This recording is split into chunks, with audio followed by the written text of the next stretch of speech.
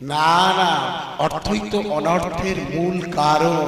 আজ অর্থের জন্য দেখতে পাচ্ছেন না কোটি কোটি টাকা গচ্ছিত করে রেখেছে, কিন্তু সেই টাকা থাকা সত্ত্বেও জেলে গিয়ে থাকতে হচ্ছে। অর্থই অনর্থের মূল কারণ, আর পরমার্থই হলো পরমানন্দ। এই যে ছেলেগুলো যারা কীর্তন করায়, এই যে কমিটির ছেলেরা, এরা আমাকে ফোন করে প্রায় সময় বিরক্তি করে, বাবাজি এত টাকা দিতে পারবো না, যত সামান্য একটু পয়সা দেব, আপনাকে কীর্তনটা করতেই হবে, ভক্তরা গত বছর করেছেন, ভক্তরা চেয়েছে আপনাকে করতে হবে। আমি এদেরকে বুদ্ধি দিই যে দেখ, এলাকা থেকে চাঁদা তুল, 5টা মালসা দিয়ে, 10 মালসা দিয়ে, বাকি টাকাটা নিজেদের পকেটে রেখে দে। এরা শোনে না ওসব কথা। এরা বলে বাবাজি খালি গচ্চা চলে যাচ্ছে, খালি গচ্চা চলে যাচ্ছে, তাও কীর্তন আমরা করাবই। কেন গো? এদের মধ্যে একটা এমন বুদ্ধি ঢুকে গেছে মাথা, এদেরকে আর অপবুদ্ধি যে যত দিক না কেন কোনো কাজ হবে না।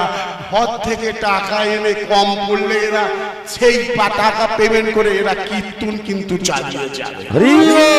এরা অর্থটাকে প্রধান দেখে না, এরা দেখে পরমার্থটাকে।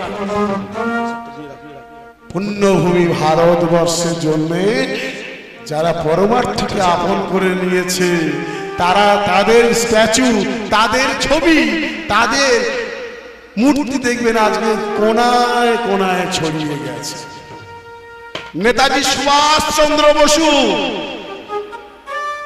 যিনি তৎকালীন সময়ে একটা উচ্চ পদ পেতে পারতেন, কোটি কোটি টাকা রেখে যেতে পারতেন, কিন্তু সেসব জলাঞ্জলি দিয়ে এমন কর্ম করে গেলেন, আজ কত বৎসর হয়ে গেছে তিনি আমাদের মধ্যে নেই, কিন্তু আজও তিনি অমর হয়ে আছেন। বিদ্যাসাগর, ছোট্ট ছেলে ক্ষুদিরাম, মাতঙ্গিনী হাজরা, কত নাম বলবো বলুন তো? আজ তারা মরে গিয়েও আমাদের মধ্যে অমর হয়ে আছে। কেন? হেলাতে জীবন কাটাইও না, ভজ ভজ যুগল চক্র। হেলাতে জীবন কাটিও না, ভজ ভজ শ্রীকৃষ্ণ চরণ। হেলাতে জীবন এই সাদের মানব জনম,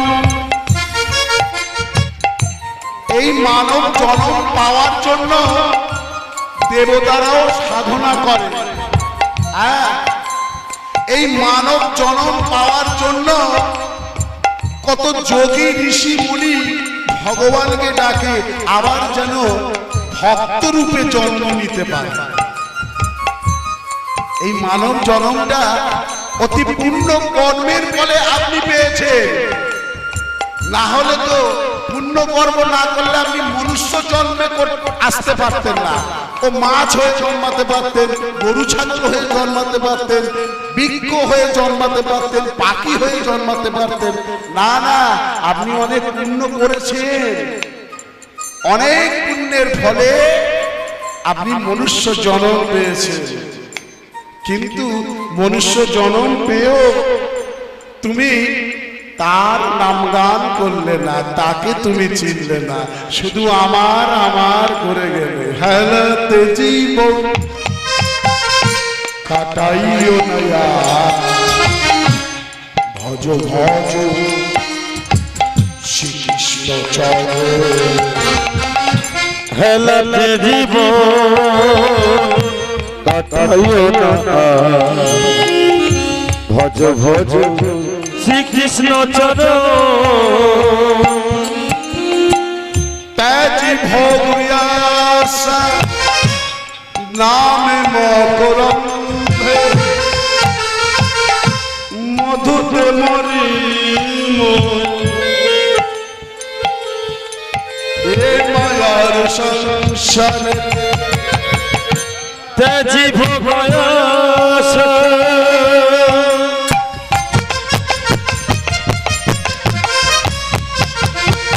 আস্তে যে যত ত্যাগী সে তত ভোগী, আর যারা যত ভোগী তারা তত রোগী। অনেকে বলে মাছ মাংস ছাড়া খাওয়া ভাত পেটে যায় না, যায় না, বলে না অনেকে। মাছ মাংস একটু না হলে হয়, আমরা ভেত বাঙালি, মাছ ছাড়া কি ভাত খাওয়া যায়, বলে না অনেকে। হ্যাঁ, খাও খাও খাও, যত খাবে তত রোগে পড়বে।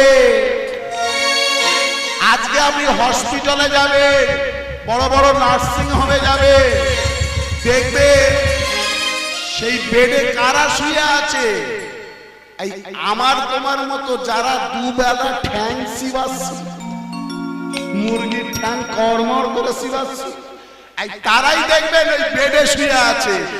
হসপিটালে যাবেন, কটা সাধুকে বেডে শুয়ে থাকতে দেখেছেন বলুন তো? না না, সাধু যোগী মুনি এরা একবার বেডে ওই যে শুলো আর প্রেমানন্দে হরি বল বলে চলে গেল। তেজি ভোগ নাম মকরন্দে, তেজি ভোগ নাম মকরন্দে, মধুপমনীয় এই অবসারে। এই মায়ার সংসার, হ্যাঁ গো, এই বাড়িটা আমার, আমার এই বাড়িটা, ওই যে তিনটে ছেলে বসে আছে, হ্যাঁ ওই তিনটে ছেলে দুটো মেয়ে আমার, আমার, হ্যাঁ ওই সামনের পুকুরটা আমার, আমার। হ্যাঁ, এই 10 মিনিট দেখবেন বাসে উঠে এখান থেকে কলকাতায় যাবো, বাসের সিটটা আমার, বসলে না ঘাড় লাভিয়ে দেবো একদম। কলে যাবে জল আনতে, একদম কলের হ্যান্ডেলে হাত দিবে আমার, চিন্তা করো সব আমার। তাহলে বাড়িটাই আমার, গাড়িটা আমার, বউটাই আমার, ছেলে আমার, মেয়ে আমার, পুকুর আমার। আচ্ছা, সবই যখন আমার, তাহলে আমি কার? কেউ কি চিন্তা করে দেখেছেন আমি কার?